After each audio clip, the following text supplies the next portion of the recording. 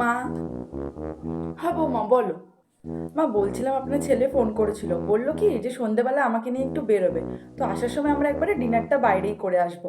আপনাদের জন্য কি রাতে রান্না করতে হবে বলুন, আমি এখনই করে রেখে দিচ্ছি। তো তোমরা দুজন যাবে মানে? মানে আমি যাব না? তোমার শ্বশুর মশাই যাবে না?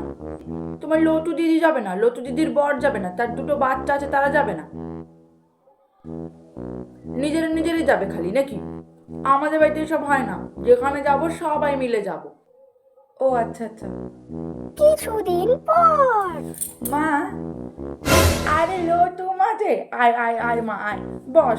না না, বসবো না। তোমার জামাই 3 দিনের অফিসে ছুটি পেয়েছে, তাই জন্য ভেবেছি আমরা সিকিম ঘুরতে যাব। তাই তোমাকে বলতে এলাম, আর তোমার সাথে একটু দেখা করতেও এলাম। ও মা, তাই নাকি? বাহ বাহ, বেশ ভালো বেশ ভালো, যা ঘুরে আয়গা তোরা। সিকিম যাচ্ছ দিদি? বাহ বাহ, খুব ভালো হয়েছে। তাহলে আমাকে তো কতগুলো গরম জামা কাপড় কিনতে হবে, তাই না? আর মা, আপনার কাছে গরম জামা কাপড় আছে তো? নাহলে বাজারে চলুন, তাড়াতাড়ি গিয়ে কিনে নিয়ে আসি গা। কি?